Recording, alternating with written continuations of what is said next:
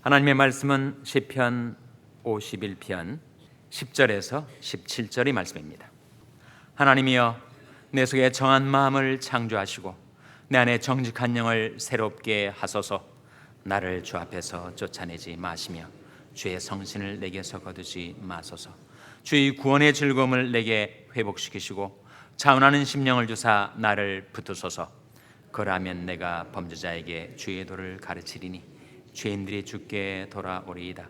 하나님이여, 나의 구원의 하나님이여, 피 흘린 죄에서 나를 건지소서. 내 혀가 주의를 높이 노래하리이다. 주여, 내 입술을 열어주소서. 내 입이 주를 찬송하여 전파하리이다. 주는 제사를 즐겨 아니하시나니 그렇지 않으면 내가 드렸을 것이라. 주는 번제를 기뻐 아니하시나이다.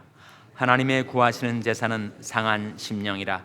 하나님이여, 상하고 통회하는 마음을 주께서 멸시치 아니하시리이다. 아멘. 할렐루야. 서로의 평강이 복을 기원하는 마음으로 샬롬, 서로 인사 나누시기 바랍니다. 샬롬, 샬롬. 오늘 월요 새벽기도회, 연말 연시 특별 새벽기도회 첫날 아침에 하나님의 전에 여러분 잘 나오셨습니다. 금년도 이제 오늘과 내일을 남기고 있고 이제 모레는 새해가 밝아오는데 내일 밤에 송구영신 예배가 밤 11시에 있습니다. 이번 특별 새벽 기도회는 사실상 5일간 진행이 됩니다. 송구영신 예배 아침 새벽 기도회는 하질 않으니까 사실상 5일간 진행되는 특세에 여러분 매일마다 참석하셔서 한 해를 청산하시고 회개하시고 새해를 기도하시고 준비하시기를 바랍니다. 우리 친교부에서 특세에 참석하시는 분들을 위해서 매일 아침 따뜻한 국밥을 준비하기로 했으니까 여러분 아침에 조찬을 드시고 출근하시거나 집으로 돌아가시기를 바랍니다. 이번 특세 기간 동안에 어떤 주제로 말씀을 증가할까 제가 생각을 하면서 역시 기도에 관한 말씀을 준비하기로 하였습니다. 우리 기도는 늘 부족하죠. 우리 기도는 늘 성장해야 합니다. 우리 신앙이 성장하면서 우리 기도도 성장하게 되죠. 그래서 우리는 성경을 통해서 기도를 배우게 됩니다. 이번 특세 5일간 5사람의 기도를 우리가 묵상하게 될 거예요. 구약의 세 인물 그리고 신약의 두 인물의 기도를 배우게 될 텐데 오늘 첫 시간 누구의 기도를 우리가 대하게 되었습니까? 바로 다윗의 기도죠. 다윗의 기도. 다윗의 기도 가운데서도 특별히 참회의 기도, 회개의 기도를 우리가 배우게 됩니다. 우리가 성경을 통해서 기도를 배운다 할 때 기도의 언어, 기도의 문장, 기도의 제목만 배우는 것이 아니라 그 기도의 영을 우리가 배워야 하죠.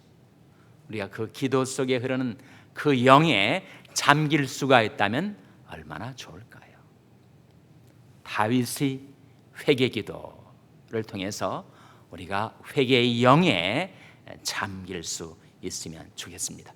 이 상황, 이 다윗의 시편 51편의 참회의 기도는 그 컨텍스트가 나와 있어요. 1절 앞에 괄호에 나오지 않습니까? 1절 앞에 한번 괄호에 나온 내용 한번 보시기 바랍니다. 시편 51편 1절 앞에 보시면 다윗의 시 영장으로 한 노래, 다윗이 밧세바와 동침한 후 선자 나단이 저에게 온 때, 그 기도의 전후 문맥을 이렇게 소개해 주고 있습니다. 다윗이 왕이었어요. 초심을 잃었습니다. 교만해졌습니다. 교만은 방심을 낳죠. 내가 뭐든지 할 수 있고 나는 무엇이든지 실수하지 않는다라는 다윗의 교만과 방심이 화를 불러 왔습니다. 교만한 마음에 허전한 마음이 생겨가지고 그 욕망을 충족시키고자 남의 아내를 취했습니다. 그것을 은닉하고자 남편을 전쟁에 내보내서 죽게 만들었어요. 다윗은 그런 흉악한 죄악을 저지르고도 자기 죄의 심각성을 몰랐습니다. 그것이 우리 문제 아닌가요? 죄는 지어놓고 그것이 죄가 죄인지도 알지 못하고 죄이겠거니라고까지는 양보를 해도 그 죄가 얼마나 심각한 죄인지를 모르고 살아요. 하나님이 그 다윗을 보시고 나단을 급파하셨습니다. 나단이 당신이 어떻게 그런 죄를 지을 수 있습니까? 직설법으로 말하지 않았습니다. 비유법으로 말했어요. 여기에 한 동네 두 사람이 살았습니다. 한 사람은 부자고 한 사람은 가난한 사람이었습니다. 부자에게는 양떼가 많았고 가난한 사람에는 양이 딱 한 마리 있었는데 딸처럼 자기 밥상에 먹이고 품에 안고 잠을 잤습니다. 근데 부잣집에 손님이 하나 왔어요. 근데 손님을 대접하느라고 자기가 가지고 있는 그 많은 양 중에서 한 마리를 잡아 대접을 하는 대신 그 가난한 자의 딸 같은 양 한 마리를 취해가지고 그 부자가 손님을 대접하는 것입니다. 나단이 얘기가 여기까지 이르자 다윗이 분위기가 탱천해가지고 그 자는 죽어 마땅하다 그렇게 소리쳤을 때 나단이 당신이 바로 그 사람이요. 나단을 통해서 쏟아져 나온 하나님의 말씀에 다윗이 꼬꾸라진 거지.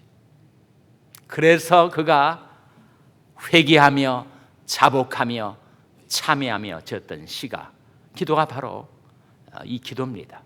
10절 말씀 같이 읽겠습니다. 10절 말씀 같이 읽겠습니다. 시작.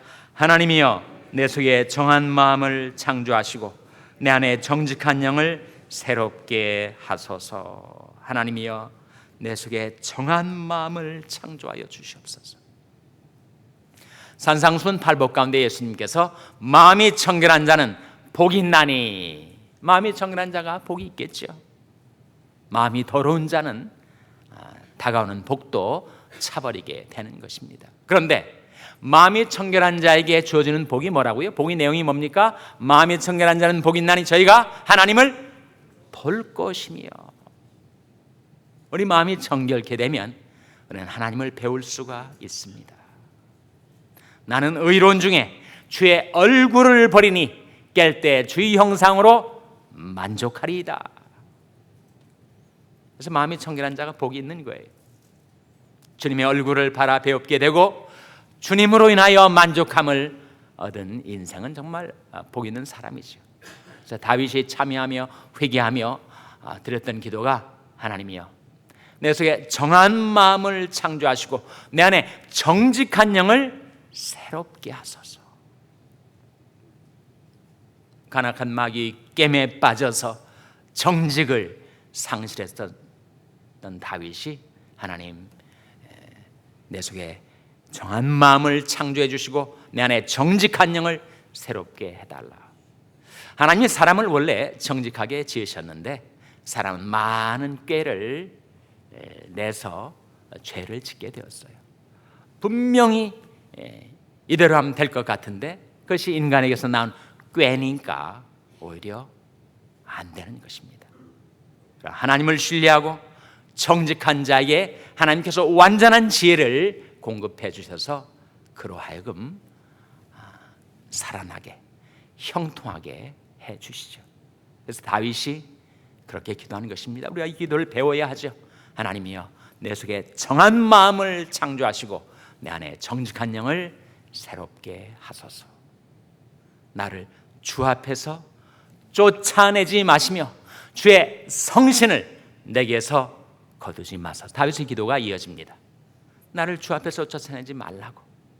내가 많은 흉악한 죄악을 저질렀지만 하나님 저를 주 앞에서 쫓아내지는 말아 주시옵소서. 주 나를 박대하시면 나 어디로 가리이까.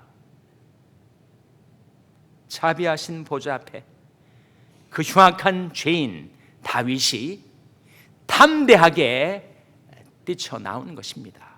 우리에게 있는 대제사장은 우리의 연약함을 체휼하지 아니하는 자가 아니요 모든 일에 우리와 한결같이 시험을 받은 자르되 죄는 없으시니라. 그러므로 우리가 긍휼하심을 받고 때를 따라 돕는 은혜를 얻기 위하여 은혜의 보좌 앞에 담대히 나갈 것이니라. 죄 지은 이 모습 이대로, 그러나 우리는 인애하신 구세주, 자비와 긍휼에 풍성하신 우리 주님 바라고 의지해서 담대하게 나와서 나를 주 앞에서 쫓아내지 마시며 주의 성신을 내게서 거두지 말아달라고.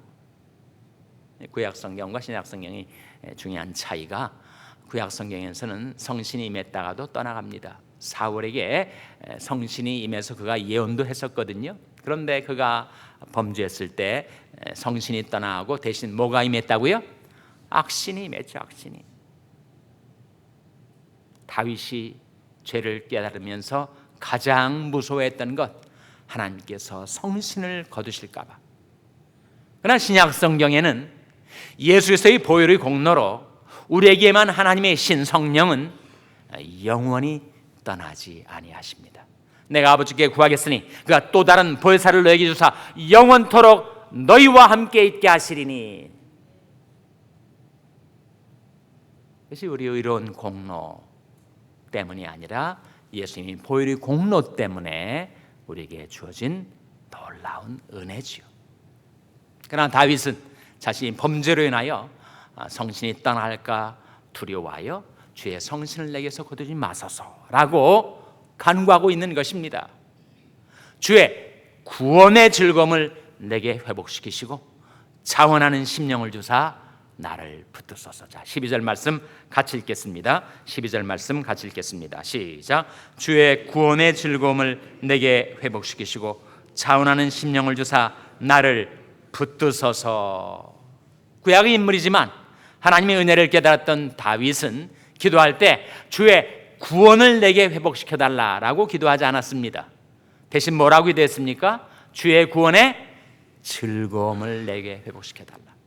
자기가 흉악한 죄를 범했지만 그러나 자신이 구원을 상실한 것으로 생각하지는 않았어요. 나 같은 죄인이지만 은혜로 베푸신 하나님의 구원을 하나님께서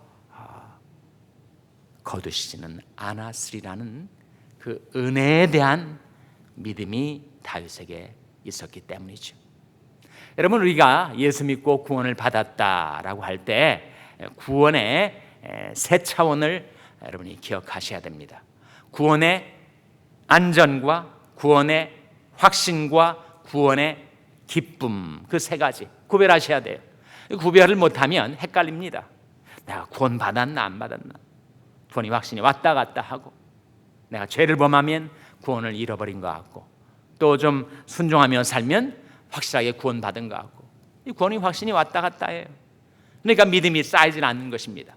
너는 너희 지극히 거룩한 믿음 위에 자기를 건축하라 하셨는데 그 구원이 확신이 토대가 분명치 않으니까 신앙생활 잘 하다도 갑자기 울렁울렁거리고 오락가락하고 그리고 왔다 갔다 하게 되는 것입니다. 그래서 이 세 가지를 구별하셔야 되는데, 구원의 안전은 보혈의 공로에서 오는 것이고, 구원의 확신은 말씀에서 오는 것이고, 구원의 기쁨은 순종에서 오는 것이다. 3자를 구별하시기 바랍니다. 구원의 안전, 우리들의 구원의 안전, 그것은 예수님의 십자가의 보혈의 공로 때문에 우리에게 주어진 것이에요. 그래서 2000년 전에 흘려진 예수님의 십자가의 피가 없어지지 않는 한, 그 십자가가 역사 속에서 사라져버리지 않는 한 우리의 구원의 안전은 든든한 것입니다. 내가 예수 믿었을 때 예수님의 보혈의 공로가 내게 임하여 내 구원의 시큐리티, 안전을 확보해 주신 거예요. 근데 그걸 모르고 살던 우리에게 하나님의 말씀이 증거가 임하여, 아, 그렇구나, 하나님의 말씀이 이렇게 증거해 주니 내가 이제는 구원의 확신을 가질 수가 있는 거지. 또 증거는 이것이니 하나님 우리에게 영생을 주신 것과 또한 이 생명이 그의 아들 안에 있는 그것이니라. 아들이 있는 자에게는 생명이 있고 아들이 없는 자에게는 생명이 없느니라. 이 말씀이 증거 아닙니까? 내가 예수 믿었으니까. 예수 믿은 자에게는 예수님이 그 안에 거하게 되시고, 그래서 예수님 안에 있는 생명이 그 안에 있게 되는 것이다 라고 하는 그 말씀이 증거를 갖고 내가 구원의 확신을 갖는 거죠. 내 감정상으로는 왔다 갔다 하지만 이 확신한 하나님의 말씀이 예수 믿은 자는 구원받았다고 하는 증거를 하고 있으니 그 말씀의 근거에서 구원의 확신을 갖는 것입니다. 셋째로, 구원의 기쁨은 순종하는 삶에서 오는 거죠. 순종하면 기뻐집니다. 불순종해 보세요. 죄 지어 보세요. 내 마음속의 기쁨이 다 사라져 버립니다. 그러나 기쁨이 없다고 내가 구원을 잃어버린 것인가? 그건 아니라는 거죠. 이 3자를 여러분 구별하시기 바랍니다. 기억하시겠죠? 금방 말씀드렸으니까. 구원의 안전, 구원의 확신, 구원의 기쁨. 자, 구원의 안전은 어디에서 온다고요? 보혈의 공로에서 와요. 예수님이 십자가의 보혈의 공로에서 구원의 안전이 확보된 것입니다. 구원의 확신은 어디에서 오는 거라고요? 말씀에서 오는 거죠. 말씀의 증거. 하나님의 말씀이 이렇다 하시니 그것을 믿고 내가 확신을 갖는 거죠. 그리고 구원의 기쁨은 어디에서 오는 거라고요? 순종에서 오는 것입니다. 순종하는 삶에서. 다윗이 범죄했으니 그게 무슨 즐거움이 있겠어요? 기쁨이 다 사라져 버렸죠. 그래서 다윗이 회개하면서 주의 구원의 즐거움을 내게 회복시켜달라. 이제 회개하고 순종하며 살겠으니 하나님 제게 구원의 감격, 구원의 즐거움을 회복시켜 주옵소서. 이 다윗의 기도 속에서 다윗은 구원의 즐거움을 회복시켜 달라고 했지 구원을 회복시켜 달라고 하지 않고 했습니다. 그것은 자신의 구원이 자신의 순종, 자신의 행위에서 나온 것이 아니라 바로 하나님의 긍휼, 하나님의 자비, 하나님의 인자에서 온 것임을 그가 믿었기 때문에 주의 구원의 즐거움을 내게 회복시키시고 자원하는 심령을 주사 나를 붙드소서. 그러하면 내가 범죄자에게 주의도를 가르치리니 죄인들이 주께 돌아오리이다. 다윗은 이 회개를 통해서 방향 전환을 하고 이제는 내가 죄에 매여 살았던 흉악한 죄인이었지만 하나님의 은혜로 죄 씻음 받고 용서받고 이제는 나와 같은 범죄자들에게 주의 도를, 주의 은혜의 도를, 주의 은혜의 복음을 전파하며 살리라 결심하고 있는 거예요. 네가 만일 돌아오면 내가 너를 다시 이끌어서 내 앞에 세울 것이며 네가 만일 천한 것에서 귀한 것을 취할 것 같으면 너는 내 입같이 될 것이라. 그들은 내게로 돌아오려니와 너는 그들에게로 돌아가지 말지니라. 우리도 다윗처럼 회개하면 이제는 내가 전에 죄악 가운데서 헤매고 다닐 때 함께 덩달아 살았던 세상 친구들, 그들에게 이 구원의 도를 전파해서 그들이 하나님께로 돌아와야지 내가 또다시 획가닥해서 세상 친구들에 휩쓸려서 하나님을 떠나 세상으로 돌아갈 수는 없는 법이시요. 하나님께서 이 죄를 용서해 주시고 저를 새롭게 해주시면 제가 범죄자에게 주의 도를 가르치리니 죄인들이 주께 돌아오리이다. 이렇게 기도하고 있는 것입니다. 17절 말씀 같이 읽겠습니다. 17절 말씀 같이 읽겠습니다. 시작. 하나님의 구하시는 제사는 상한 심령이라. 하나님이여 상하고 통회하는 마음을 주께서 멸시치 아니하시리이다. 하나님이 구하시는 제사는 뭐라고요? 번제가 아니라 상한 심령. 하나님이 구하시는 제사는 상한 심령. 죄 때문에 깨어진 마음, 애통하는 심령 때문에 속상한 마음, 상하고 통회하는 마음을 하나님은 멸시치 아니하십니다. 이해가 저물어가는 이 시점에서 우리가 지나온 삶을 되돌아보고 하나님 앞에 내가 잘못했던 것, 방탕하고 술 취하고 음란하고 호색하고 쟁투하고 시기하고 불신앙과 불순종과 불충성 가운데 살았던 지난날의 모든 죄악들을 다 자복하고 떨쳐버리고 회개하고 하나님께로 돌이켜서 다윗이 드렸던 이 기도를 우리도 드릴 때 하나님께서 저와 여러분에게 용서와 갱신의 은총을 베풀어 주시기를 주님의 이름으로 축원합니다. 기도하시겠습니다. 오늘 말씀 기억하며 하나님, 저들도 자복하고 회개하오니 용서하여 주시고 새롭게 하여 주시옵소서. 기도하시기 바랍니다. 우리 자녀들 위해서 기도할 때 하나님, 저희 자녀들도 자복하고 회개하여 용서와 갱신의 은총을 받아들이는 자녀들 되게 해달라고 기도하시기 바랍니다. 병사에 연약한 지체들을 위해서 기도해 주시길 바랍니다.